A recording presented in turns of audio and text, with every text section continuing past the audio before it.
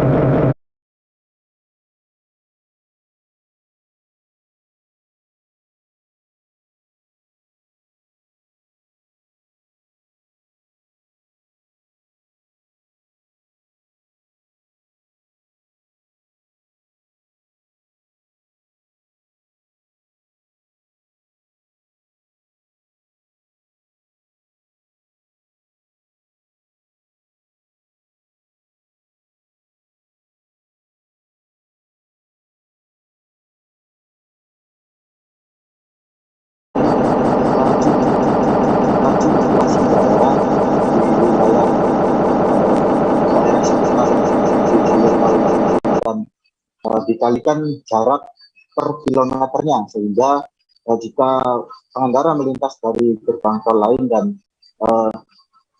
keluar bukan di pintu tol terakhir yakni gerbang tol Cipali, maka tarifnya juga akan berbeda. Secara umum dari PT Lintas Marga Sebaya selaku pengelola tol Cipali sendiri menyebutkan bahwa kenaikan tarif tol Cipali ini mencapai 2 hingga 3%, sehingga tidak terlalu memberatkan bagi masyarakat sekitar. Dan tarif tol Cipali naik terakhir kali pada 2019, namun baru diberlakukan pada Januari 2021, dan saat ini kembali naik atau mengalami penyesuaian dan efektif berlaku mulai 30 Maret 2020 pukul 00.00 WIB. Dan dari pihak PT Lintas Marga Sebaya sendiri menyampaikan bahwa berdasarkan ketentuan undang-undang, tarif jalur tol mengalami penyesuaian setiap 2 tahun sekali, sehingga meskipun kenaikan tarif tol Cipali yang terakhir kali diberlakukan pada Januari 2021, sebenarnya kenaikan tersebut merupakan kebijakan yang ditetapkan sejak 2019, namun baru diberlakukan pada 2021, sehingga tahun 2022 ini kembali mengalami penyesuaian. Dan dari pihak PT Lintas Marga Sebaya sendiri sudah menyosialisasikan penyesuaian tarif tol Cipali ini kepada para pengendara selama 14 hari sejak 16 Maret 2022 sesuai surat keputusan dari Menteri PUPR nomor 263 KPPS/M/2022. Dalam surat keputusan Menteri PUPR tersebut disebutkan bahwa masa sosialisasi untuk penyesuaian tarif tol Cipali adalah selama 14 hari, sehingga dari mulai surat tersebut dikeluarkan, dari pihak pengelola jalan tol langsung menyosialisasikannya kepada masyarakat. Dan pada saat penyesuaian tarif tol atau kenaikan tarif tol tersebut diberlakukan, dari pihak pengelola jalan tol juga jajaran direksinya turun ke gerbang tol Palimanan tol Cipali untuk menyosialisasikannya kembali kepada masyarakat dan menyampaikan bahwa tarif tol Cipali naik terhitung mulai 30 Maret 2022 pukul 00.00 WIB. Selain itu, dari direksi PT LNS juga memberikan sejumlah souvenir kepada para pengendara yang melintas pada jam tersebut. Demikian juga. Baik, terima kasih rekan jurnalis dari Tribun Cirebon Imam Bayi Haki atas laporannya. Selamat bertugas kembali. Dan Tribuners, akan kami tampilkan wawancara dari Direktur Operasi PT LMS Agung Prasetyo yang tadi sudah diimpun keterangannya oleh rekan jurnalis kami. Berikut liputannya untuk Anda. Untuk kenaikan tarif baru ini, golongan 1 nanti akan menjadi 119.000, golongan 2 dan 3 akan menjadi 196.000, dan golongan 4 dan 5 menjadi 246.000. Kenaikan ini merupakan sesuai inflasi 2 tahun, wilayah sekitar Tol Cipali dan pembangunan infrastruktur khususnya antisipasi yang sudah kita lakukan dan kita buka untuk masyarakat per September kemarin. Untuk inflasi kita 2-3%-an, Pak. Berarti kenaikan berapa persen? 2-3%-an, Pak. Untuk semua golongan ya Pak ya? Untuk semua golongan. Jadi kenaikan tarif ini perhitungannya 2-3% dikalikan jarak per kilo dari tarif tol kita. Jadi tadi adalah yang saya sampaikan. Firda dan juga Tribuners dimanapun Anda berada, hari ini dapat saya kabarkan dari Kabupaten Manokwari bahwa sejak diberlakukan SE Kemenhub terkait dengan peniadaan tes PCR untuk pelaku perjalanan di Kabupaten Manokwari dan juga di sejumlah daerah di Papua Barat mulai mengalami peningkatan. Terkait update menjelang bulan puasa sendiri, dari pihak Bandara Udara Rendani Manokwari sendiri mengaku akhir-akhir ini mulai mengalami peningkatan jumlah penumpang yang masuk dan juga keluar dari Kabupaten Manokwari. Dan berdasarkan keterangan yang kami peroleh, hingga puncak Lebaran nanti, pihak bandara memprediksi ya, ketika musim puncak Lebaran nanti untuk 2022 sendiri, jumlah penumpang akan mencapai sekitar 50% dibanding akan naik, maksud saya akan naik sekitar 50% dari tahun sebelumnya. Sebab peningkatan ini diakibatkan karena ada kelonggaran dari Kementerian Perhubungan terkait dengan SE tersebut, sehingga diprediksi akan mengalami peningkatan dari tahun-tahun sebelumnya. Akhir-akhir ini sendiri untuk penumpang sendiri, mereka sudah mulai mengalami kenaikan dari hari-hari sebelum pemberlakuan SS tersebut, sehingga mereka berharap untuk tahun ini tidak ada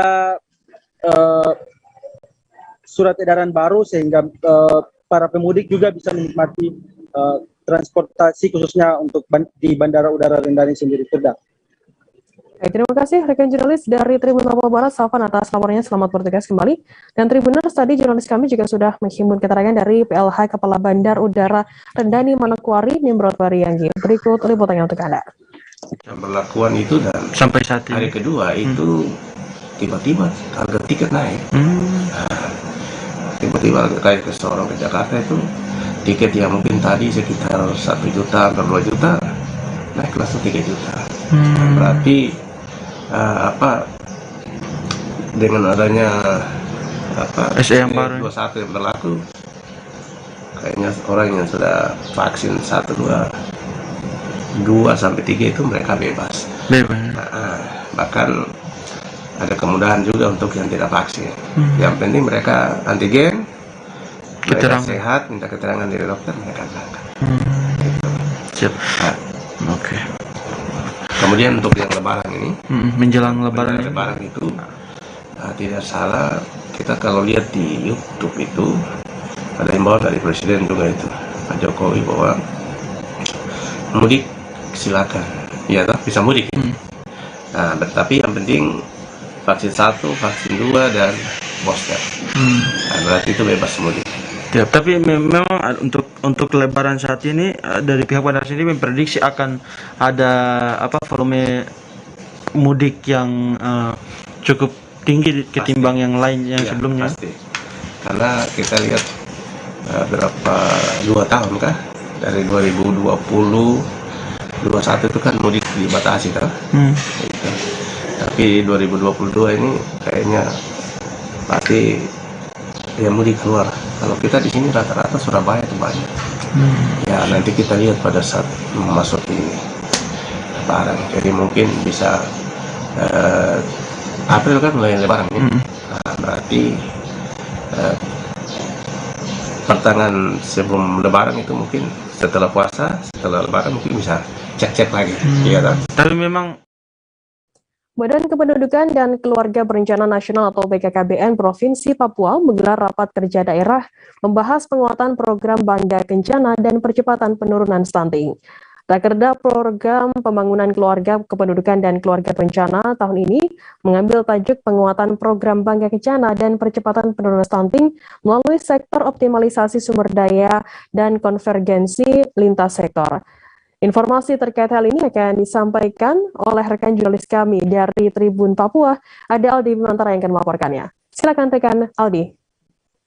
Ya, halo Firda dan juga Tribuners. Badan Kependudukan dan Keluarga Berencana Nasional BKKBN Provinsi Papua melaksanakan rapat kerja daerah atau Rakerda membahas penguatan program Bangga Kencana dan percepatan penurunan stunting. Firda dan juga Tribuners, berdasarkan pantauan kami awak media, Rakerda tersebut berlangsung di Hotel Horizon Padang Bulan, Kota Jayapura, Papua, dan dibuka secara langsung oleh Gubernur Papua yang diwakili oleh staf ahli Gubernur Bidang Kemasyarakatan dan SDM Provinsi Papua, LC Penina Rumbekwan. Firda dan juga Tribuners, kepada awak media termasuk kami Tribun Papua, Deputi Bidang Pengendalian Penduduk BKKBN Pusat Dwi Listiawardani menyampaikan apresiasi dan penghargaan yang setinggi-tingginya terhadap Gubernur Provinsi Papua Lukas NMB, dalam hal ini staf ahli, atas dukungannya selama ini untuk BKKBN. Firda dan juga Tribuners, Dwi juga menyebutkan program Bangga Kencana dan penurunan stunting ini tidak dapat dipisahkan karena indikatornya berkaitan erat begitu. Ia menyoroti soal pengaturan jarak kelahiran anak dan potensi stunting yang ditimbulkan akibat dari jarak yang berdekatan antara anak pertama dan kedua serta seterusnya begitu Firda. Dan dapat juga saya informasikan bahwa tema yang diambil dalam Rakerda BKKBN kali ini ialah soal penguatan program Bangga Kencana dan percepatan penurunan stunting melalui sektor optimalisasi sumber daya dan konvergensi lintas sektor. Firda dan juga Tribuners, tema ini sangat penting untuk dibahas karena ada beberapa strategi nasional. Pertama, menguatkan komitmen begitu. Kemudian kedua, yakni upaya untuk melakukan intensifikasi komunikasi perubahan perilaku. Dan ketiga, untuk mewujudkan konvergensi. Dalam kesempatan Rakerda tersebut pula, BKKBN Provinsi Papua juga memberikan penghargaan kepada 6 kabupaten dan 1 kota di Provinsi Papua karena dinilai maksimal dalam penerapan aplikasi New Siga. Sebagai informasi tambahan juga yang dapat saya bagikan kepada Tribuners semua bahwa 7 daerah di Provinsi Papua yang dinilai maksimal dalam sistem pelaporan aplikasi New Siga ini ialah Kabupaten Nabire, Merauke, Waropen, Paniai, Kerom, Kepulauan Yapen, dan Kota Jayapura sendiri. Firda dan juga Tribuners, disampaikannya pula melalui New Siga ini BKKBN ingin membangun sistem data yang lebih baik ke depannya dengan sinkronisasi data basis keluarga Indonesia dengan sistem informasi kependudukan. Firda, demikian untuk sementara laporan saya terkait dengan Rakerda BKKBN Provinsi Papua ini. Untuk sementara kembali ke... Baik, terima kasih rekan jurnalis dari Tribun Papua Aldi Bimantara atas laporannya. Selamat bertugas kembali. Dan Tribuners, jurnalis kami tadi juga sudah menghimpun keterangan dari Deputi Bidang Pengendalian Penduduk BKKBN Pusat Dwi Listiawardani dan juga Kepala Perwakilan BKKBN Provinsi Papua Nerius Auparai. Berikut liputannya untuk Anda. Kan ada beberapa indikator di dalam Bangga Kencana yang sebetulnya secara langsung maupun tidak langsung itu bisa ikut menurunkan angka stunting. Ya. Yang pertama misalnya dalam pengaturan kelahiran, ini sangat penting ya. Jarak kelahiran, kapan mengakhiri hamil itu sangat berkaitan dengan kualitas anak yang dilahirkan. Ya. Nah itu kan caranya pakai KB diantaranya ya, bagaimana cara itu. Nah oleh karena itu kalau KB-nya berhasil sebetulnya stuntingnya juga bisa diturunkan. Itu kaitan yang paling erat gitu ya. Belum lagi yang bukan KB, misalnya tentang pengasuhan, itu kan di program pembangunan keluarga ada pengasuhan tumbuh kembang anak balita. Nah kalau kita melakukan dengan baik terhadap pengasuhan tersebut, memonitor perkembangan anak, baik kesehatan fisiknya, perkembangan kecerdasannya. Kan itu ada kegiatan yang namanya bina keluarga balita, posyandu, PAUD. Nah itu kalau dilakukan betul-betul itu juga bisa menurunkan stunting, ya. Nah itulah kenapa akhirnya sebetulnya kalau kita berhasil dengan program Bangga Bencana kita, maka stuntingnya juga bisa berhasil diturunkan. Itu kaitannya, ya. Sasaran prioritas adalah calon pengantin, ya. Kita juga di Bangga Bencana dari dulu sudah melakukan itu untuk program persiapan kehidupan berkeluarga, ya. Mempersiapkan calon pengantin betul-betul nanti bisa merencanakan kehidupannya, apalagi kalau seandainya ingin punya anak, apa waktunya yang paling tepat, gitu ya, berapa jaraknya, berapa jumlah anak, kan gitu. Kemudian perawatan terhadap ibu hamil selama hamil itu harus ada minimal 8 kali diperiksa untuk melihat sebetulnya perkembangan janin di dalam tubuh ibu, apa ada. Artinya memang kami setelah dikasih mandat tahun 2021 dalam penanganan stunting sesuai dengan peraturan presiden nomor 72 tahun 2021, BKKBN ditunjuk sebagai koordinator pelaksanaan penanganan stunting di Indonesia. Kalau kita di provinsi itu ketua pelaksananya itu Bapak Gubernur, karena itu ada strukturnya. Jadi pengarah Bapak Gubernur, ketua pelaksana Bapak Wakil Gubernur, wakil ketua satu itu adalah ketua tim pengarah provinsi. Dan struktur itu di kabupaten kota juga sama. Misalnya bupati sebagai pengarah, wakil bupati sebagai ketua pelaksana, ketua tim pengarah kota sebagai wakil ketua satu dalam tim percepatan penanganan. Kejadian memalukan menyeret institusi kepolisian Resor Sumedang. Seorang anggotanya memukul wartawan di bagian mata hingga mengalami luka pada Selasa 29 Maret. Hal ini diduga karena persoalan kecil saat pertandingan persahabatan antar instansi di lapangan sepak bola di Stadion Ahmad Yani, Kota Kaler, Kabupaten Sumedang. Pertandingan tersebut melibatkan kesebelasan anggota polisi melawan kesebelasan wartawan. Informasi lebih lengkapnya terkait hal ini akan disampaikan oleh rekan jurnalis kami dari Tribun Jabar, ada Kiki Andriansyah yang akan melaporkannya. Silakan rekan Kiki. Baik, Firda, selamat sore. Dapat saya sampaikan telah terjadi aksi penganiayaan yang dilakukan oleh seorang oknum anggota Satlantas Polres Sumedang terhadap salah satu wartawan Metro TV yang bertugas di Kabupaten Sumedang.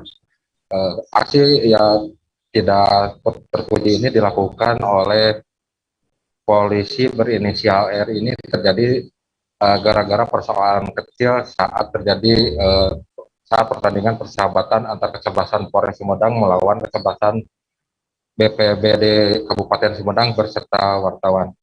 Kejadian ini terjadi saat pertandingan masih berlangsung pada babak akhir pertandingan. Pelaku merupakan salah satu penonton atau supporter dari kesebelasan Polres Sumedang. Pelaku yang saat kejadian langsung memukul pihak korban, dan saat kejadian pelaku berseragam lengkap seragam dinas kepolisian.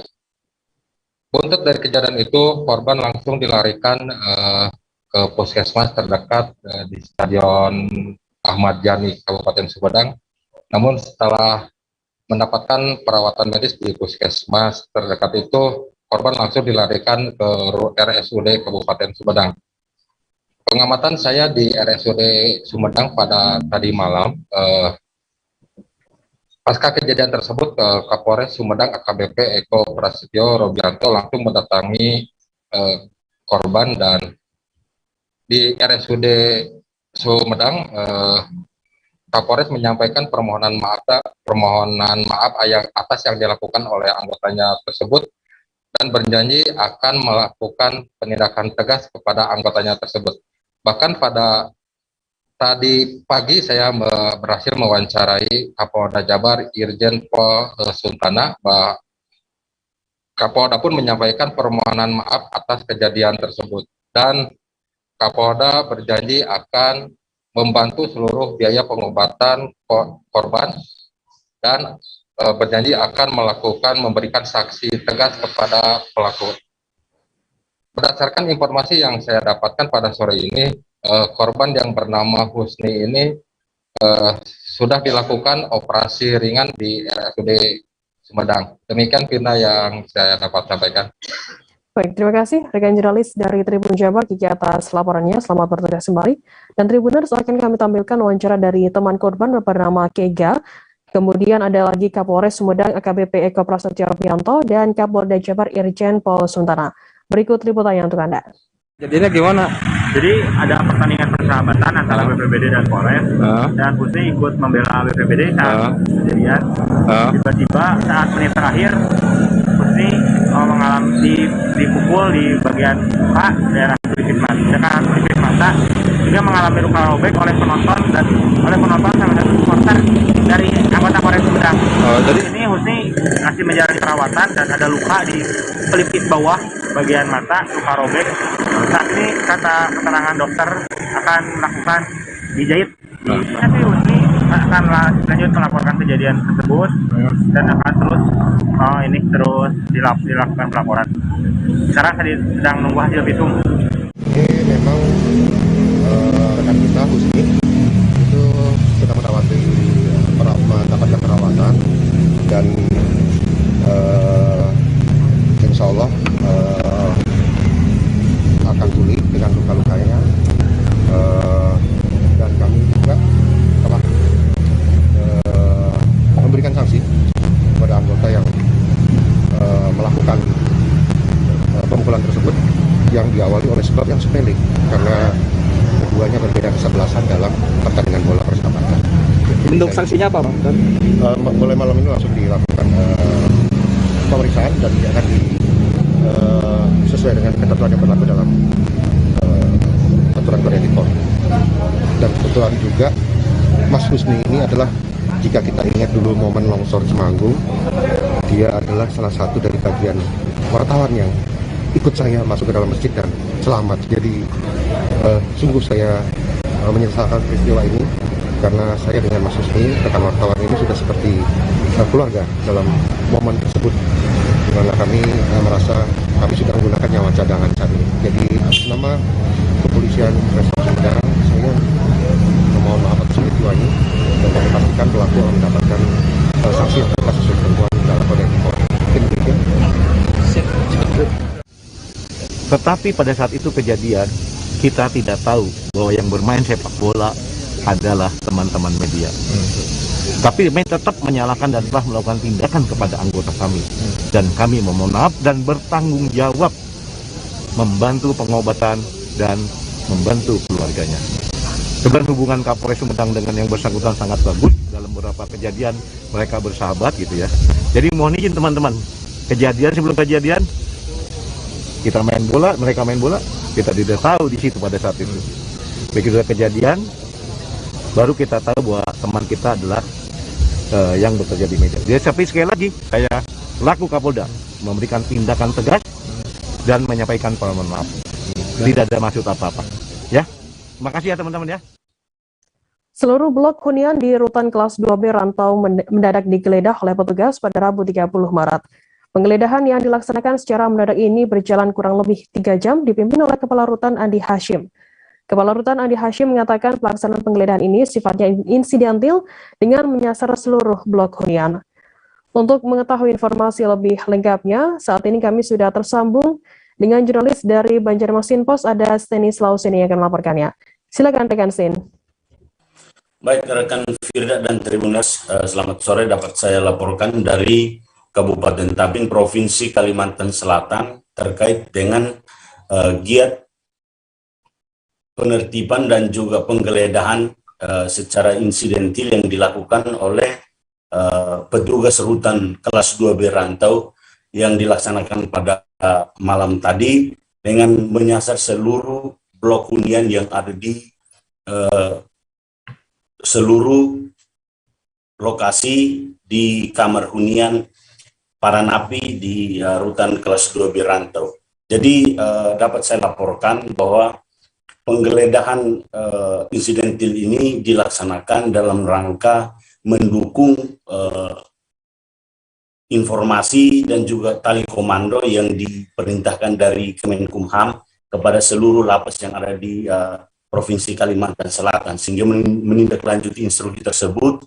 Seluruh petugas di Rutan Kelas 2B Rantau bersama dengan Kepala Rutan langsung melaksanakan penggeledahan secara mendadak, dan hasil yang ditemukan ini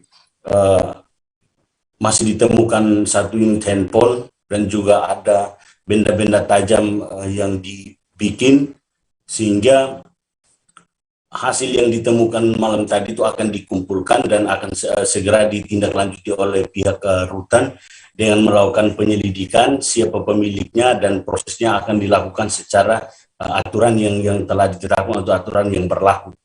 Sehingga penggeledahan ini juga sebagai upaya awal untuk mencegah terjadinya tindakan penyelundupan barang-barang yang tidak diizinkan seperti handphone, benda-benda tajam dan juga narkoba. Sehingga hasil yang ditemukan malam tadi itu sudah dikumpulkan dan akan dilakukan penyelidikan lanjutan, dan juga sesudah itu barang-barang sitaan yang ditemukan malam tadi itu akan dimusnahkan bersama dengan disaksikan oleh seluruh petugas yang ada di Rutan Kelas 2B Rantau. Giat penggeledahan ini, informasi yang kami dapatkan dari Kepala Rutan Rantau Bapak Andi Hasim, akan terus dilaksanakan sesuai dengan petunjuk dari pimpinan atau petunjuk dari Kemenkumham Provinsi Kalimantan Selatan.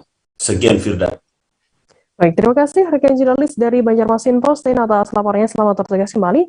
Dan Tribuners, akan kami tampilkan wawancara dari Kepala Rutan Kelas 2B Rantau Andi Hasyim. Berikut liputannya untuk Anda. Malam ini dari Rutan Rantau. Malam ini kita mengadakan razia insidentil terhadap warga binaan yang ada di Rutan Rantau. Jadi segera informasi bahwa saat ini Rutan Rantau dihuni sekitar 335 warga binaan, belum dikurangi napi yang asimilasi tadi siang 12 orang. Ada 12 orang warga binaan yang mendapat asimilasi rumah terkait COVID. Jadi mereka tidak menjalankan pidana di dalam tapi di rumah. Itu sudah menjadi kebijakan yang berupa peraturan menteri di tahun 2022 untuk melanjutkan asimilasi COVID sejak COVID melanda Indonesia. Jadi ada beberapa tahap dilaksanakannya asimilasi COVID. Nah, untuk malam ini kegiatan razianya insidentil terkait dengan pencanangan penggunaan tali komando terhadap anggota regu pengamanan dan kepala regu pengamanan di lapas dan rutan seluruh kantor wilayah Kalimantan Selatan. Hasil temuan dalam razia tadi, kita temukan satu HP yang disembunyikan di bawah kamar mandi. Dari satu buah HP itu adalah wujud dari kita sebagai salah satu fungsi 3 masyarakat maju adalah pemberantasan narkoba. Jadi HP sebagai salah satu sarana untuk peredaran gelap narkoba di dalam lapas maupun di luar. Tim Opsional Subdit 3 Jatanras Direktorat Reserse Kriminal Umum Polda Kepulauan Bangka Belitung berhasil mengamankan 11 orang penjudi yang beraksi di kawasan Pojam atau Gudang Edo yang berlokasi di Jalan Listrik Kecamatan Koba, Kabupaten Bangka Tengah. 11 orang yang diamankan pada Senin 28 Maret tersebut juga merupakan bos timah yang kesehariannya beraktivitas di Koba. Informasi lebih lengkapnya akan disampaikan oleh rekan jurnalis kami. Dari Bangka Pos ada Joni Kurniawan yang akan melaporkannya. Silakan rekan Joni, laporan Anda. Ya, terima kasih rekan Firda di studio. Kami ingin menyampaikan bahwa tim Opsional Subdit 3 Jatanras Direktorat Reserse Kriminal Umum Polda Kepulauan Bangka Belitung berhasil mengamankan 11 orang penjudi yang beraksi di kawasan Pojam ataupun kerap disebut oleh masyarakat setempat Gudang Edo yang lokasinya adalah di Jalan Distrik Kecamatan Kobak, Kabupaten Bangka Tengah, Provinsi Kepulauan Bangka Belitung. Pengamanan terhadap 11 penjudi yang juga merupakan bos timah di Bangka Tengah ini dilakukan pada Senin 28 Maret 2022 kemarin sekitar pukul 14.00 waktu Indonesia Barat. Adapun 11 orang yang diamankan yaitu masing-masing bernama Asiau, Acong, Ahin, Changim, So, Bong Kimpu, Bacip, dan ada juga pelaku lainnya yaitu Bing Fuk Lee, Fiensu, Switet, Erwan Gunawan, dan juga Lai Sin Fuk. Setelah diamankan pada Senin 28 Maret lalu, ke-11 pelaku judi mahjong dan juga judi remi ini dilakukan pemeriksaan, dan setelah pemeriksaan ke-11 ini juga telah ditetapkan sebagai tersangka oleh kepolisian. Penetapan tersangka terhadap 11 penjudi ini disampaikan langsung oleh Direktur Reserse Kriminal Umum Polda Kepulauan Bangka Belitung, Kombes Pol Budi Hermawan, di mana Kombes Pol Budi Hermawan menyebutkan bahwa setelah pemeriksaan yang dilakukan oleh timnya di Polda Kepulauan Bangka Belitung, 11 orang ini akhirnya ditetapkan sebagai tersangka, dan juga penetapan tersangka ini dilakukan setelah pelaksanaan gelar perkara yang dilakukan oleh tim penyelidik di Polda Kepulauan Bangka Belitung. Namun demikian, meskipun 11 orang ini ditetapkan sebagai tersangka, tetapi 11 orang ini tidak ditahan di Mapolda Kepulauan Bangka Belitung karena menurut Kombes Pol Budi Hermawan, kepada tersangka ini ditetapkan atau dikenakan pasal 303 bis KUHP dengan ancaman hukuman 4 tahun penjara, sehingga ke-11 pelaku judi ini hanya diwajibkan melakukan pelaporan wajib ke Polda Kepulauan Bangka Belitung. Demikian Firda, Doni Kurniawan dari Provinsi Kepulauan Bangka Belitung kembali ke studio. Baik, terima kasih rekan Joni dari Bangka Pos atas laporannya. Selamat bertugas kembali. Kita beralih ke Kaltara, saudara. 2 pelaku penyelundupan narkoba berhasil diamankan Satuan Reserse Narkoba Polres Tarakan pada Rabu 9 Maret sekira pukul 10.00 lebih 10 menit waktu Indonesia Tengah. 2 pelaku berinisial MU dan HA ini diamankan petugas di Pelabuhan Malundung, Kelurahan Lingkas Ujung. Seusai kedapatan terlibat dalam proses pengiriman barang bukti, sebanyak 18 bal diduga berisi sabu ditemukan hendak akan dibawa naik ke kapal Lamelu. Informasi lebih lengkapnya terkait hal ini akan disampaikan oleh rekan jurnalis kami dari Tribun Kaltara, ada Andi Pausi yang akan melaporkannya. Silakan rekan Andi. Ya, baik rekan Firda, selamat sore Tribuners, bersama saya Andi melaporkan dari Kota Tarakan, Provinsi Kalimantan Utara. Ya, benar rekan Firda, 2 pelaku berhasil diamankan oleh Satres Narkoba Polres Tarakan pada Rabu tanggal 9 Maret 2022 lalu sekitar pukul 00:10 dini hari.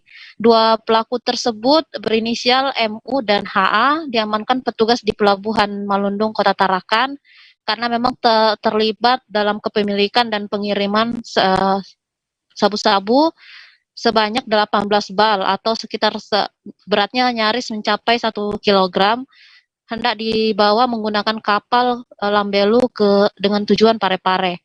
Dikatakan Kapolres Tarakan dalam press release-nya, Kapolres Tarakan yakni AKBP Taufik Nurmandia dalam press release-nya pada tanggal 29 Maret 2022 kemarin didampingi oleh Kasat Reskoba Polres Tarakan Bapak Ibda Dian Fahrul Romadoni. Memang BB tersebut ditemukan dalam satu paket dalam styrofoam. Kemudian dikatakan Kapolres Tarakan rencananya BB tersebut yang dikemas dengan modus digabungkan di dalam styrofoam berisi ikan tersebut akan dikirim ke Parepare. Nah, dan modusnya sendiri dilanjutkan AKBP Taufik Nurmandia, ya sengaja salah satu pelaku sengaja menyuruh sopir atau kurir untuk mengantarkan paket styrofoam ke pelabuhan tersebut, di mana sang supir juga tidak tahu menahu bahwa isinya ada isi sabu-sabu di dalam paket styrofoam tersebut. Dan dikatakan AKBP Taufik Nurmandia beruntungnya ada kontak salah satu pelaku yang dimiliki oleh sang supir, sehingga ini memudahkan petugas dalam melakukan penyelidikan lebih lanjut. Setelah berhasil didapatkan, pelaku MU dan MU diamankan di Kelurahan Juata Laut, tepatnya di RT 17. Berikut juga barang bukti. Dikatakan Kapolres Tarakan AKBP Taufik Nurmandia, pelaku disangkakan pasal 114 ayat 2 junto pasal 132 ayat 1 subsider, pasal 112 ayat 2 junto pasal 132 ayat 1 Undang-Undang RI nomor 35 tahun 2009. Ancaman hukumannya sendiri dikatakan Taufik Nurmandia minimal ya paling singkat 5 tahun penjara dan paling lama 20 tahun penjara, atau denda paling sedikit 1 miliar dan paling banyak sekitar 10 miliar. Demikian rekan Firda. Baik, terima kasih rekan jurnalis dari Tribun Kaltara di Pausi atas laporannya. Selamat bertugas kembali. Tribuners, jurnalis kami tadi juga sudah menghimpun keterangan dari Kapolres Tarakan AKBP Taufik Nurmandia. Berikut liputannya untuk Anda. Laporan polisi nomor LPA 84 tanggal 9 Maret 2022, di mana waktu kejadiannya hari Rabu tanggal 9 Maret 2022 sekira jam 1 lokasinya di Pelabuhan Marundu, Kelurahan Lingkas Ujung, Kecamatan Tarakan Timur, Kota Tarakan, di mana pelakunya kemarin diamankan ada 2 orang, pertama Saudara Mulyadi alias Kidi bin Jano, 39 tahun, kebetulan orang Tarakan. Kemudian yang kedua Harmono alias Nonong bin Bedu, 30 tahun, orang Tarakan juga. Di mana kronologisnya ada informasi pada hari tanggal 9 tersebut akan ada orang yang akan membawa narkoba, rencananya mau dibawa ke Parepare melalui kapal Perling Lambelu. Kemudian anggota reskrim melaksanakan penyelidikan, kemudian benar pada saat itu ada mobil pickup masuk ke pelabuhan, di mana setelah diamankan di dalam mobil itu ternyata ada benda yang dicurigai narkoba, sabu, di dalam box ikan, dan di dalam box sendiri ada ikannya. Jadi sejumlah kendaraan truk terlihat menutupi Jalan Jenderal Sudirman, Kota Balikpapan, sekira pukul 10:10 waktu Indonesia Tengah pada Rabu 30 Maret hari ini. Panjang kendaraan dump truk ini terjadi mulai dari Taman Bekapai hingga depan kantor imigrasi. Satu di antara truk yang menjadi fokus aksi demo berada di depan pintu masuk kantor Wali Kota Balikpapan. Puluhan truk dengan massa yang mencapai ratusan ini merupakan aksi susulan dari demo beberapa waktu lalu di depan Jalan Minyak, tepatnya di depan Gapura Objek Vital Nasional milik Pertamina. Informasi lebih lengkapnya terkait hal ini akan disampaikan oleh rekan jurnalis kami dari Tribun Kaltim. Ada Muhammad Zain yang akan melaporkannya dari sana. Silakan rekan Zain. Selamat sore rekan Firda. Jadi untuk aksi susulan ini merupakan aksi lanjutan dari aksi unjuk rasa sebelumnya yang dilakukan di depan Objek Vital Nasional, di mana mereka menuntut dari stakeholder terkait agar bisa memberikan solusi ataupun jalan keluar terkait kesulitan dari para sopir truk untuk mendapatkan solar subsidi. Nah, hari ini untuk unjuk rasa sendiri berlangsung kurang lebih dari pukul 10 pagi tadi sampai dengan pukul 15.00 waktu Indonesia Tengah. Adapun dari tuntutan mereka ini adalah melakukan penambahan kuota solar subsidi, kemudian melakukan penambahan SPBU yang juga menyalurkan solar subsidi. Di dalam unjuk rasa sendiri tadi sempat berlangsung ricuh, di mana seusai ibadah sholat zuhur, beberapa demonstran mendobrak kantor Wali Kota Balikpapan, tepatnya pagar. Namun hal itu kemudian dapat diredam oleh pihak kepolisian sehingga tidak terjadi gesekan antara demonstran dan juga pihak berwajib. Untuk selanjutnya sendiri, dari pihak wali kota baru bisa menemui para demonstran itu kurang lebih pada pukul 14.00 waktu Indonesia Tengah, di mana sebelumnya dia baru saja pulang dari kunjungan kerja di kota lain, dan tibanya di kota Balikpapan dia langsung menemui para demonstran dan mengajak 10 perwakilan dari demonstran untuk masuk mendiskusikan bagaimana tuntutan dari para demonstran. Untuk mediasi secara tertutup itu berlangsung kurang lebih 20 menit hingga kemudian mereka berhasil menyepakati satu hal, di mana pihak pemerintah kota Balikpapan akan mendesak Pertamina untuk segera menyelesaikan ataupun melakukan penambahan SPBU, di mana untuk saat ini dari pihak Pertamina Kalimantan sedang melakukan progres ataupun pembangunan SPBU yang menyalurkan solar subsidi. Namun rencana awalnya untuk SPBU baru itu akan dioperasikan kurang lebih seusai Lebaran. Hanya saja karena ada desakan dari sopir truk, sehingga Pemkot Balikpapan kembali untuk mendesak pihak Pertamina menyelesaikan ataupun mengoperasikan SPBU tersebut pada minggu depan. Dengan kesimpulan tersebut, kemudian dari demonstran sendiri mengiyakan dan akan memantau, mengawasi sampai SPBU itu apakah memang benar akan direalisasikan atau tidak. Mengingat untuk antrean dari kendaraan truk untuk melakukan pembelian solar subsidi di Kota Balikpapan masih terbilang panjang. Nah, ini yang menjadi perhatian dari para sopir truk terhadap statement yang dilakukan, statement yang dinyatakan oleh wali kota untuk penambahan SPBU dan juga penambahan kuota solar subsidi. Namun dari wali kota Rahmat Masud mengatakan untuk sementara yang dilakukan ataupun yang diupayakan adalah penambahan SPBU terlebih dahulu. Jadi belum langsung melakukan penambahan kuota solar subsidi. Nantinya apabila setelah dilakukan penambahan SPBU baru dan ternyata masih terjadi antrean, maka pihak Pemkot Balikpapan baru akan meminta kepada Pertamina, dalam hal ini BPH Migas, untuk menambahkan kuota solar subsidi di Kota Balikpapan. Seperti itu, rekan Firda. Baik, terima kasih rekan jurnalis dari Tribun Kaltim Muhammad Sen atas laporannya terkait hal ini. Selamat bertugas kembali.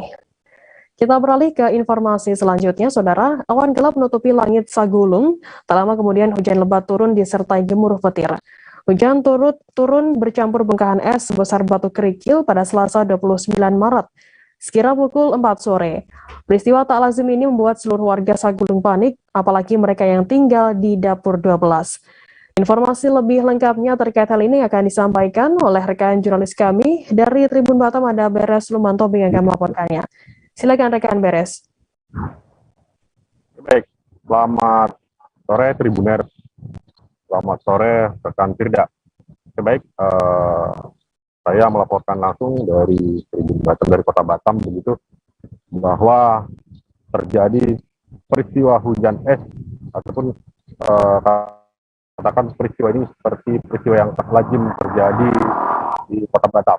Nah, jadi peristiwa ini terjadi pada Selasa sore sekira pukul 16 begitu. Memang saat itu kondisi cuaca Batam sedang tidak baik begitu, ataupun kondisi awan gelap menyelimuti hingga angin kencang.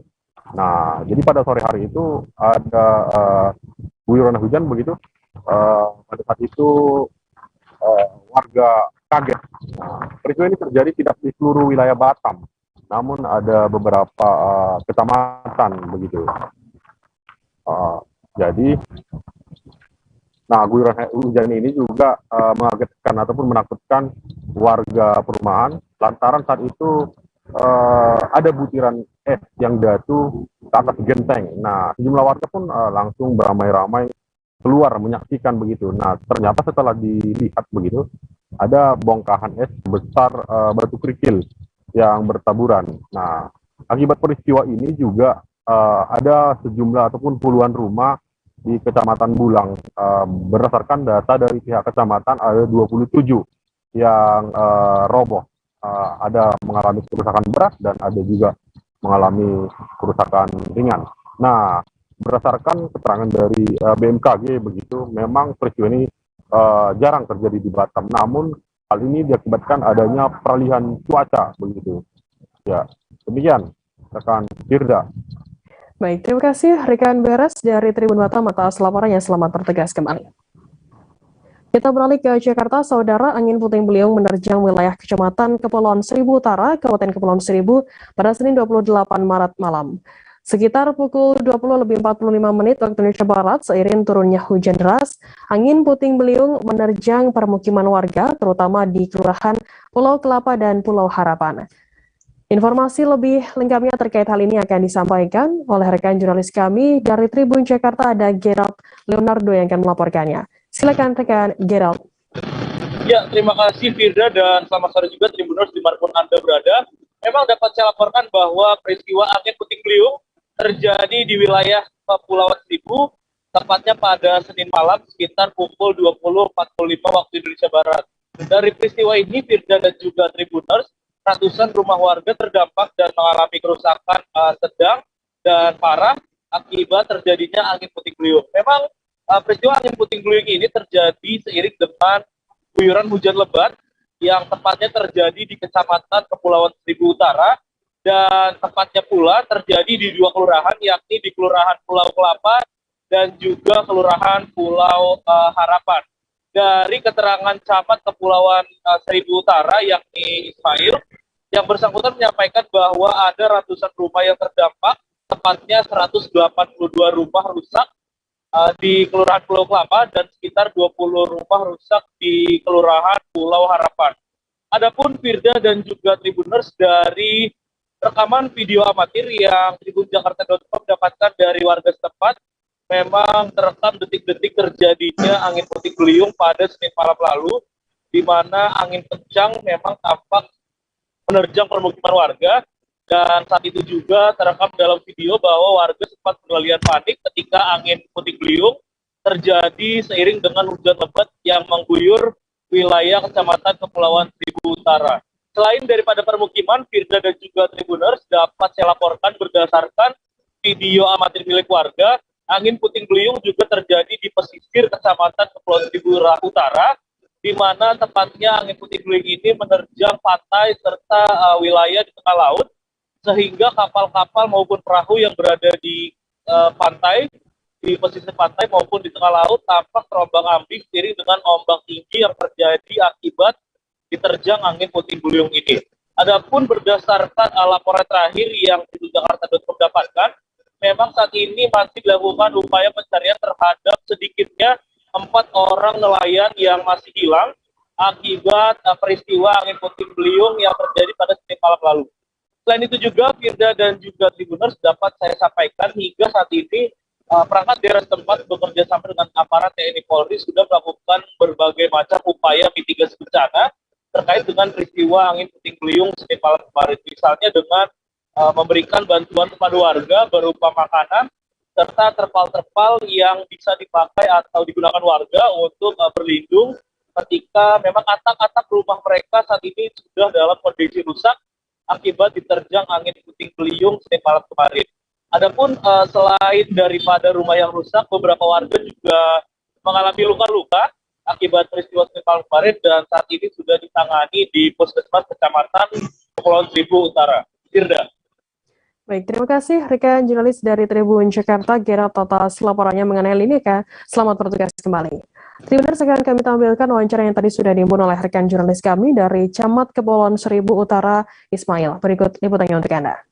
Selamat malam, saya Camat Kepulauan Seribu Utara menginformasikan pada hari Senin malam Selasa terjadi sekitar jam 20.45 ada angin puting beliung di wilayah Kelurahan Pulau Kelapa dan Pulau Harapan, Kecamatan Kepulauan Seribu Utara.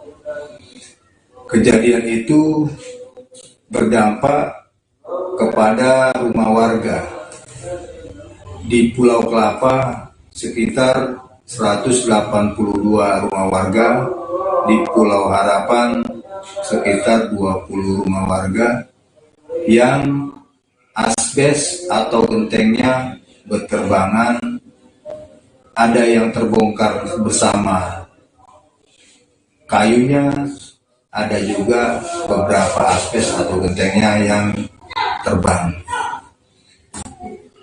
Ada juga 2 kapal nelayan yang sedang melaut di malam hari. Itu kapalnya pada saat angin puting beliung itu kapalnya tenggelam dan awak kapalnya berenang mendekati pulau-pulau terdekat sekitar kurang lebih 1 jam. Alhamdulillah semua warga dapat dievakuasi. Ada beberapa warga yang terluka langsung dievakuasi ke Puskesmas Kecamatan Kepulauan Seribu Utara. Tadi pagi sekitar jam 10 Pak Kapolres berkunjung ke rumah warga atau ke dapur umum di Kelurahan Pulau Kelapa, memberikan semangat, memberikan motivasi dengan kejadian-kejadian malam Selasa itu. Kawasan Pasar Induk Impres Manonda Palu dilanda kebakaran hebat pada Selasa 29 Maret malam. Kebakaran di Pasar Impres Manonda Palu ini di Kelurahan Baloroa, Kecamatan Palu Barat, Kota Palu baru dapat dipadamkan pada Rabu 30 Maret sekira pukul 2 dini hari waktu Indonesia Tengah. Sejumlah tempat dagangan di Kompleks Pasar Manonda habis terbakar. Untuk mengetahui informasi terkait hal ini akan disampaikan oleh rekan jurnalis kami dari Tribun Palu, ada Muhammad Salam yang akan melaporkannya. Silakan rekan Salam. Baik, terima kasih rekan Firda dan Tribuners sekalian. Benar sekali kawasan Pasar Induk Impres Manonda Palu dilanda kebakaran hebat Selasa 29 Maret malam. Kebakaran di Pasar Impres Manonda Palu di Kelurahan Baloroa, Kecamatan Palu Barat, Kota Palu itu baru dapat dipadamkan sekitar pukul 2:23 waktu Indonesia Tengah dini hari Rabu 30 Maret 2022. Sejumlah tempat dagangan di Kompleks Pasar Manonda habis terbakar. Dinas Pemadam Kebakaran Kota Palu pun untuk memadamkan kobaran api menurunkan semua armadanya, baik dari Mako, unit Palu Barat, bahkan pos Palu Utara. Jumlah personel damkar pun yang turun ke lokasi itu lebih kurang 91 orang. Sejumlah pihak pun ikut dalam pemadaman itu, antara lain TNI, Polri, BNPB, BPBD, Dinsos, Tagana, Satpol PP, Dinas Perhubungan, Redcard, PLN Kota Palu, ojek online, dan warga sekitar. Sejumlah masyarakat yang datang hanya untuk menyaksikan kebakaran terpaksa diusir oleh petugas kepolisian untuk pulang. Hal itu dilakukan agar petugas pemadam kebakaran dapat memadamkan api dengan mudah tanpa terganggu dengan adanya warga yang menonton. Polisi berpakaian preman hingga bersenjata gas air mata diturunkan untuk memaksa masyarakat pulang. Sementara itu, informasi kami terima pagi tadi, satu armada unit 4 milik Damkar Palu kembali melakukan penyiraman di lokasi kebakaran Pasar Impres Manonda. Damkar Palu melakukan pemadaman sisa-sisa percikan api yang masih menempel di beberapa material bangunan. Selain itu juga terdapat satu ruko masih tertutup rapat namun mengeluarkan asap hitam, sehingga para petugas melakukan pembongkaran paksa menggunakan linggis. Setelah itu dilakukan penyemprotan ke dalam arah ruko untuk memadamkan sumber asap tersebut. Untuk kerugian pedagang akibat kebakaran itu berkisar miliaran rupiah. Penyebab kebakaran sendiri masih diselidiki polisi, namun dugaan sementara diakibatkan korsleting listrik. Kami pun menerima informasi Wali Kota Palu Hadianto Rashid bersama istrinya Dia Puspita pagi tadi juga menemui korban kebakaran Pasar Manonda. Hadianto dan istrinya nampak mengenakan kemeja putih dengan sepatu boot dan sejumlah kepala OPD seperti Dinas Sosial Palu juga ikut meninjau lokasi kebakaran Pasar Impres Manonda. Sementara Kapolres Palu AKBP Bayu Irawibono dengan memegang tongkat komandonya juga mengikuti melihat satu persatu lapak yang hangus terbakar. Hingga saat ini Wali Kota Palu terus berkoordinasi dengan OPD terkait untuk santunan korban kebakaran tersebut. Diketahui juga Wali Kota Palu Hadianto Rashid sehari sebelumnya itu terbang ke Jakarta untuk melakukan pertemuan bersama Japan International Council Agency untuk membahas penyintas yang ada di Kota Palu. dan dia tiba di Kota Palu pagi tadi pukul 6 waktu Indonesia Tengah, rekan Firda. Baik, terima kasih rekan jurnalis dari Tribun Palu, Muhammad Salam atas laporannya. Selamat bertugas kembali. Tribuners, selesai jeda kami Apa kabar Bang Arif di sini untuk strateginya? Kalau saya sendiri di Jumit 37 ini yang semalam baru mulai, Apa yang saya dirasakan udah Kapten Hitam? Sebenarnya aku nggak ngerasa itu penangkapan atau penggerebegan atau apapun itu. Karena gini loh, posisinya aku kriteria. Jadi kita mengenal disebut dengan stroke yang tidak berdarah dengan stroke yang berdarah. Stroke yang tidak berdarah itu biasanya ditandai dengan adanya penyumbatan. Kalau itu terjadi di sini mungkin pikirnya tidak ke situ kali ya, tapi kalau di Korea atau di Kamboja itu ada beberapa paper yang Saya itu mas, ya dulunya tukang koran. Oh gitu ya. Tukang koran. Ya, saya baca ya, Tuh kan pernah baca kan? Ya. Jadi kalau saya jadi tangga, itu udah bersyukur banget. Si anak ini dijadikan sebagai tersangka begitu. Ya, kalau ini kita bicara yang di luar kasus Situbondo ya. Dikenal dengan nama hujan shower, di mana terdapat batas jelas antara daerah hujan dan tidak hujan yang biasanya terjadi pada fase awal master stage atau tahap Berbahaya biasa. itu Kang. Jadi mulai artinya terjadinya perlembekan. Nah itu untuk penetrasi akan sulit gitu ya. Dok, saya ini menurut saya memang tidak mudah, bukan urusan tanah diambil.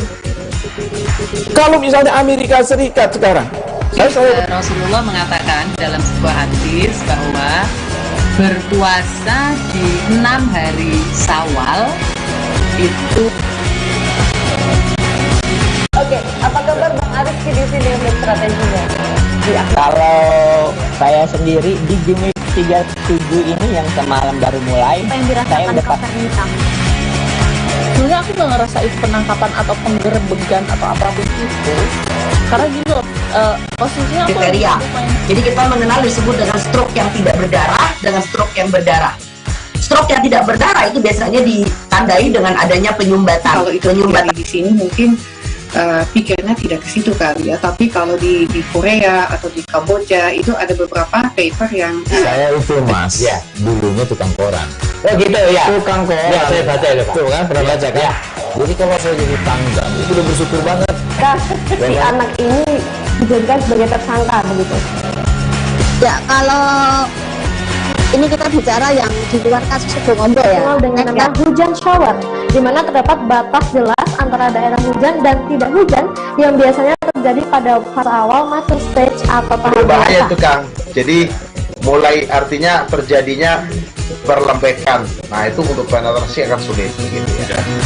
Dok, saya ini menurut saya memang tidak mudah, bukan urusan tanah diambil. Kalau misalnya Amerika Serikat sekarang, Rasulullah mengatakan dalam sebuah hadis bahwa berpuasa di 6 hari Syawal itu.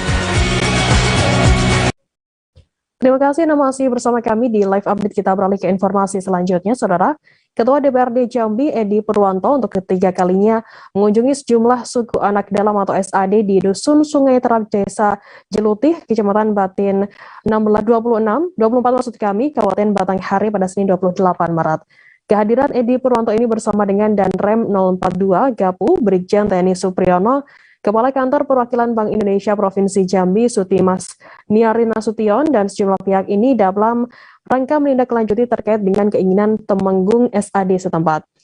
Informasi lebih lengkapnya terkait hal ini akan disampaikan oleh rekan jurnalis kami dari Tribun Jambi, ada Samsul Bahri yang akan melaporkannya. Silakan rekan Samsul, laporan Anda. Oke, terima kasih rekan Firda dan Tribuners Semua Berada. Saya akan kembali melaporkan bahwa terkait dengan Ketua DPRD Provinsi Jambi, Bapak Edi Purwanto, beberapa waktu lalu mengunjungi salah satu lokasi suku anak dalam tepatnya di Dusun Sungai Terap, Desa Jelutih, Kecamatan Batin 24, Kabupaten Batanghari, di mana kesempatan ini sebelumnya bahkan tidak lanjut dari kedatangan Menteri Sosial Ibu Tri Risma, di mana sebelumnya juga Temenggung SAD meminta 10 unit kendaraan trail begitu untuk sebagai mobilitas masyarakat atau suku anak dalam beraktivitas.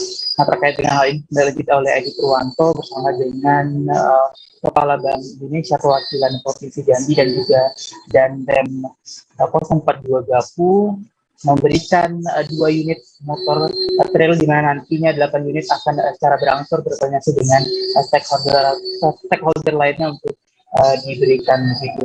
Nah, ini merupakan permintaan dari Temenggung SAD di mana sebelumnya Risma berkunjung, di mana Irwanto juga ini merupakan ketiga kalinya untuk datang ke SAD ini, dan diharapkan kedatangan Irwanto ini juga menjadi dorongan bagi stakeholder lainnya untuk dapat memberikan perhatian kepada suku anak dalam di Provinsi Jambi dengan memberikan bantuan dan sejumlah kebutuhan untuk diharapkan nantinya peradaban SAD ini menjadi lebih baik, lebih berbudaya dan lebih sehat tentunya, dan itu merupakan harapan dari Ketua DPRD Provinsi Jambi. Oke, demikian rekan Firda. Baik, terima kasih rekan jurnalis dari Tribun Jambi Samsul Bahri atas laporannya. Selamat bertugas kembali. Dan Tribuners, akan kami tampilkan wawancara dari Ketua DPRD Provinsi Jambi Edi Purwanto. Berikut liputannya untuk Anda. Saya membawa Pak Andrem dan Ibu Suti, Kepala BI, untuk melihat saudara-saudara kita di sini. Sini Bu. Dan alhamdulillah BI memberikan CSR-nya kepada suku anak dalam, baik itu berupa alat tulis, kemudian baju, kemudian sembako, maupun ada 2 unit motor yang disumbangkan untuk membantu bagaimana suku anak dalam menjalankan aktivitas sehari-hari dengan baik tanpa hambatan. Jadi juga tadi Pak Danrem, alhamdulillah babinsanya yang selalu konsentrasi mengajarkan anak-anak kita sebagai guru di sini. Kami mengapresiasi, Warsi memberikan apresiasi, dan kami atas nama pemerintah kami mengucapkan terima kasih sebesar-besarnya. Dan tentu dengan kehadiran kami di sini mudah-mudahan semangat ini akan diwarisi oleh seluruh stakeholder sehingga peradaban daripada suku anak dalam bisa berubah menjadi yang lebih baik, lebih nyaman, lebih berbudaya, dan lebih sehat tentunya. Itulah harapan kami sebagai pemerintah.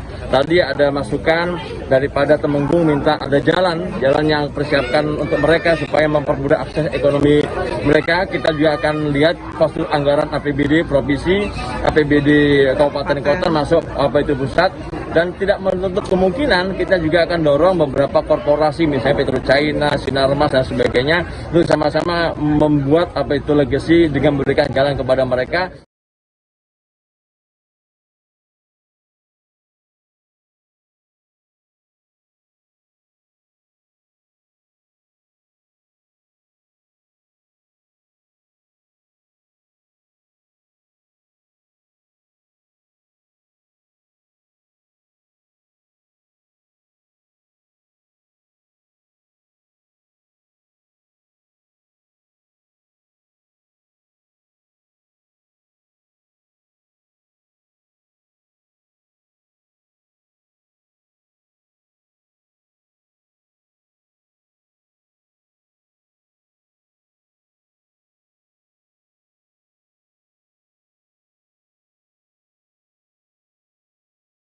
Kita beralih ke informasi selanjutnya, Tribuners. Keberadaan distributor minyak curah di Jalan Insinyur Soekarno, Kecamatan Pasangkayu, Kabupaten Pasangkayu diburu para pedagang minyak dari berbagai daerah.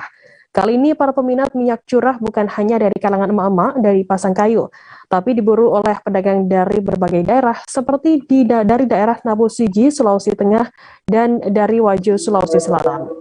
Kondisi ini memaksa terjadinya antrean di kalangan pedagang minyak curah agar bisa mendapatkan minyak untuk dijual kembali dari daerah asalnya.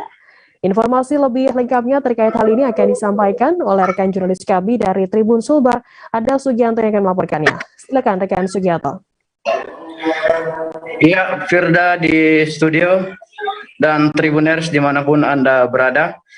Memang betul di Kabupaten Pasangkayu, Provinsi Sulawesi Barat, terjadi antrian minyak curah letaknya di Kecamatan Pasangkayu atau tidak jauh dari Bundaran Semar Pasangkayu. Hal ini dipicu kelangkaan minyak goreng di berbagai daerah, sehingga di daerah ini Pasangkayu yang dikenal luas masyarakat, daerah penghasil minyak, memang banyak para pedagang yang datang ke sini untuk mencari minyak curah. Dan ini tidak hanya dari daerah satu provinsi saja, melainkan dari Sulawesi Tengah, dari Sulawesi Selatan. Salah satunya dari Napu, Kabupaten Sigi, Sulawesi Tengah. dan ada Bapak Anto, pedagang dari Wajo, Sulawesi Selatan. Nah, ini menurut informasi yang kami peroleh di lapangan, keterangan dari para pedagang ini memang datang untuk membeli minyak curah ini untuk dijual kembali. Meskipun hari ini Tribuners tidak ada data pasti berapa banyak jumlah pedagang dari berbagai daerah datang ke Pasangkayu. Yang jelasnya di hari Rabu ini atau di sebelumnya hari Selasa sebelumnya sampai hari ini memang masih banyak pedagang yang datang. Keterangan yang disampaikan Anto ini untuk kedua kalinya mereka datang di Pasangkayu untuk mencari minyak curah. Dan di hari kedua ini minyak curah yang dibeli di Pasangkayu ini itu 1 ton 800 liter begitu. Sehingga karena banyaknya pedagang ya terjadi antri di area penjualan minyak curah ini. Begitu tuh informasinya, Firda, Ananda di studio dan Tribunes dimanapun Anda berada. Baik, terima kasih rekan jurnalis dari Tribun Sulber, Sugianto atas laporannya. Selamat bertugas kembali. Kita beralih ke informasi selanjutnya, Saudara. Seorang warga Kelurahan CP, Kecamatan Baru, Kabupaten Baru ditemukan meninggal dunia dalam keadaan hanyut di laut. Korban yang ditemukan meninggal tersebut atas nama Hasan, 52 tahun. Hasan ditemukan hanyut di perairan Gusung Kese Putewe, Kelurahan Sumbang Binangai, Kecamatan Baru, Kabupaten Baru, Sulawesi Selatan setelah beberapa jam dilakukan pencarian. Informasi lebih lengkapnya terkait hal ini akan disampaikan oleh rekan jurnalis kami dari Tribun Timur, ada Darullah yang akan melaporkannya. Silakan, rekan Darullah.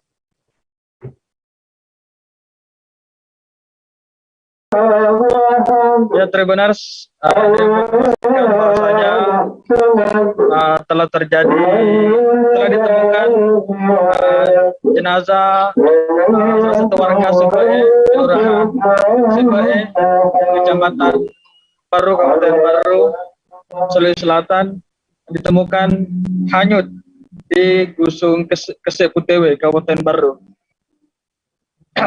Jadi korban sebelum ditemukan hanyut telah dikabarkan hilang semenjak 2 hari yang lalu. Tepatnya itu sejak malam Senin, korban telah dikabarkan hilang. Sehingga setelah keluarga mengetahui atas kejadian kehilangan dari korban, maka melakukan pencarian di tempat biasa ia pergi. Karena memang korban memiliki kebiasaan duduk di pinggir pantai. Karena korban bukanlah tidak bekerja sebagai nelayan, namun korban bekerja sebagai tukang ojek. Tapi ia memiliki kebiasaan bersantai di pinggir pantai. Sehingga setelah beberapa hari, setelah 2 hari dilakukan pencarian, maka ditemukanlah motor korban dan sandal korban di daerah dekat pantai atau dekat laut, yang tepatnya tidak jauh dari pelabuhan Garongkong. Sehingga dari itu menjadi dasar bagi keluarga korban bahwasanya korban ini ditemukan hilang. Bukan sebenarnya korban ini tenggelam, hilang karena tenggelam. Maka dari itu korban melaporkan ke tim BPBD Kabupaten Baru untuk meminta bantuan agar dilakukan pencarian di perairan Kabupaten Baru. Sehingga pada Selasa pagi, tepatnya jam 8, kurang lebih jam 8, tim BPBD Baru melakukan pencarian di perairan Kota Baru. Setelah beberapa jam dilakukan pencarian, sekira jam 11 siang, barulah korban ditemukan hanyut di perairan Gusung Kese Putewe, Kabupaten Baru. Ya, Mbak Devi. Terima kasih rekan jurnalis dari Tribun Timur, Darullah atas laporannya. Selamat bertugas kembali. Dan Tribuners akan kami tampilkan wawancara dari Hatta, saudara dari korban. Berikut liputannya untuk Anda. Malam Senin kalau tidak salah itu malam Senin ke ya? laut. Oh, memang kerjanya itu nelayan ya? Bukan. Ah. Hobi aja. Oh, iya ya. Terus kan istilahnya masuk di rumah sakit, jadi kita mengharap orangnya di rumah sakit. Begitu ternyata ada telepon dari rumah sakit, tidak ada yang kasih naik makanan, baru kita cari. Ternyata tidak ada di sana. Terus kemudian setelah dapat info bilang tidak ada rumah sakit, itu bagaimana anunya? Langsung kita cari tadi malam. Oh, mulai tadi malam lakukan pencarian ya? Iya. Berarti tadi malam Selasa. Ini hilang sudah berapa hari baru ditemukan ini? Malam Senin sama malam Selasa ini. Oh, malam Senin. Malam tidak ke masjid. Oh, 2 malam. Itu ditahu hilang karena tidak ada pulang, tidak ada rumah sakit. Iya, tidak ada ke rumah sakit, jadi orang di rumah sakit nelfon. Mencari ya. Oh, kalau alamatnya Bapak ini di Sepe. Oh, di Sepe, di Kelurahan Sepe ya. Kelurahan Sepe. Kecamatan Baru. Iya. Kalau istrinya itu sudah lama sakit. Istrinya ini iya kan di rumah sakit. Tadi sudah dikeluarkan. Oh, sudah di rumah. Oh, sudah di rumah. Ke pekerjaan setiap harinya almarhum ini? Ngojek. Oh, Bang ngojek emang. Ngojek di Sepe ya? Di Sepe Pasar Sepe. Dengan Bapak siapa ini? Hah? Dengan siapa nama tak? Hatta. Ini saudara adiknya. Adiknya almarhum.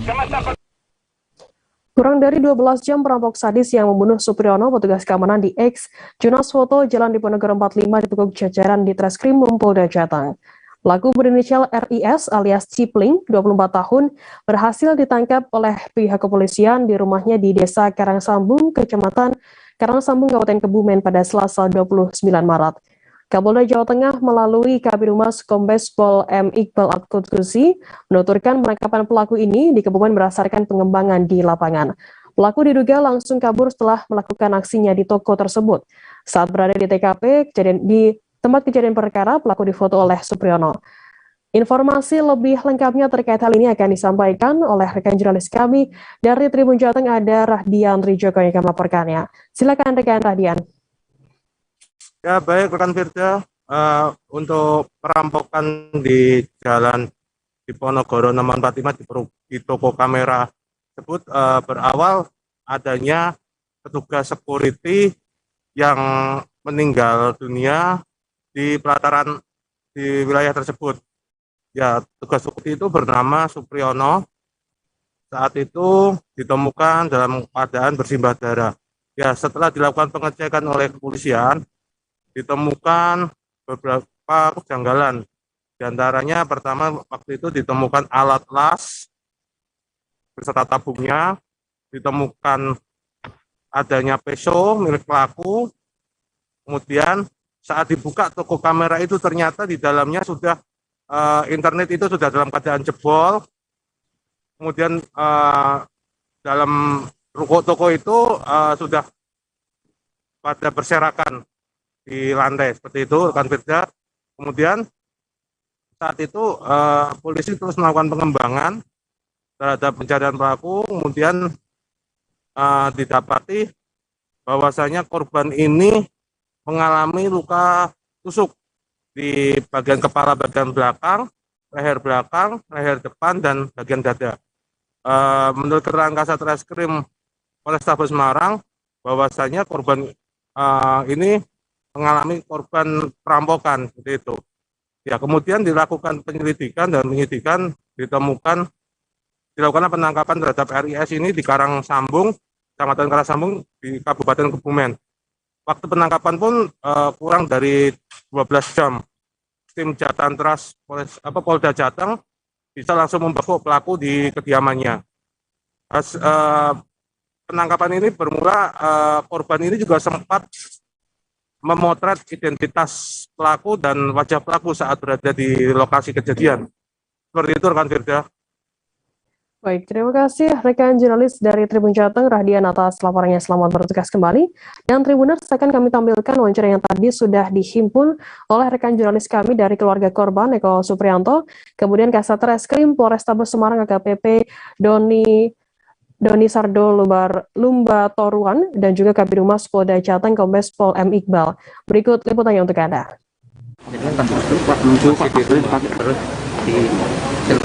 Ditelepon sama tetangga, dikasih tahu kalau ada berita adik dibunuh.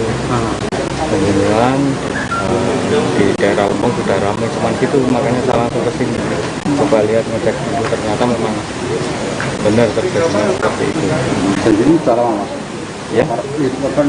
Selama sekitar 6 bulan ini. Setiap hari siapa?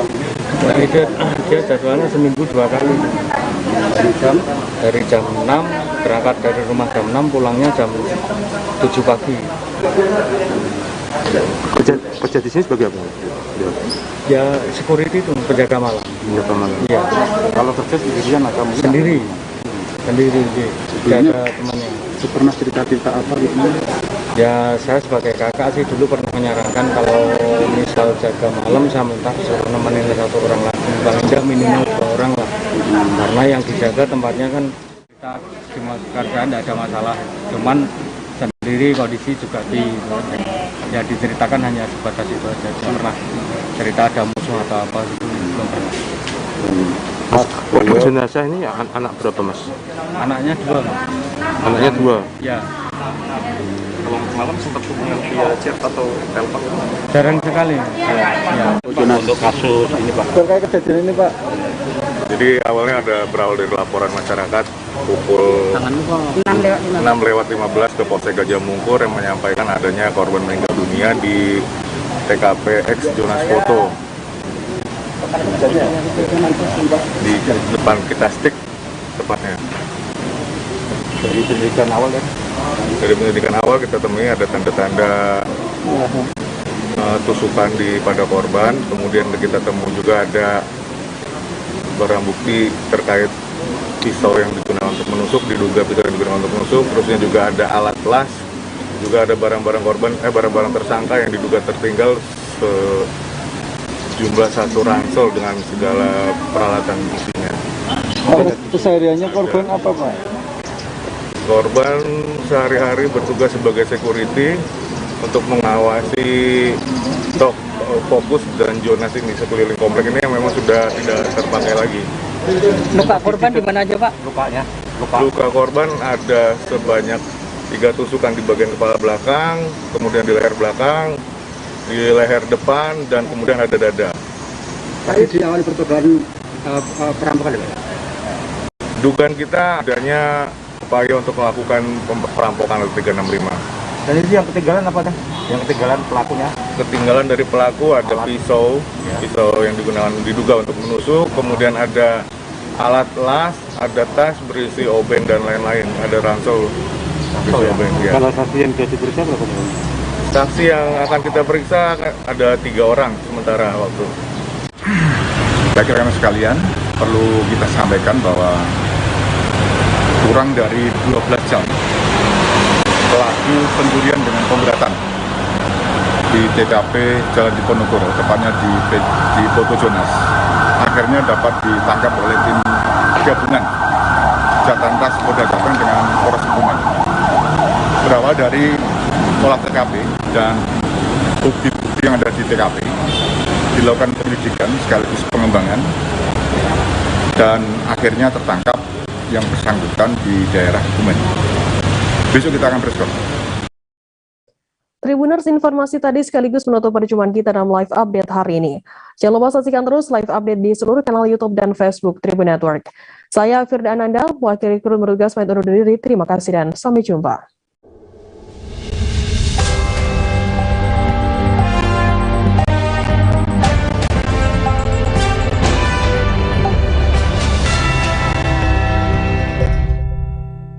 Jangan lupa like, subscribe, dan share ya!